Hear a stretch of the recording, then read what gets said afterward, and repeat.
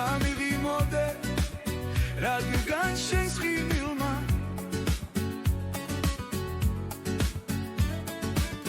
ჩემი ოცნებები ცხადად ამიხდინა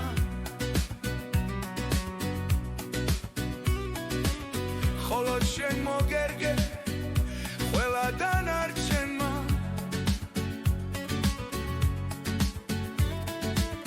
ჩემი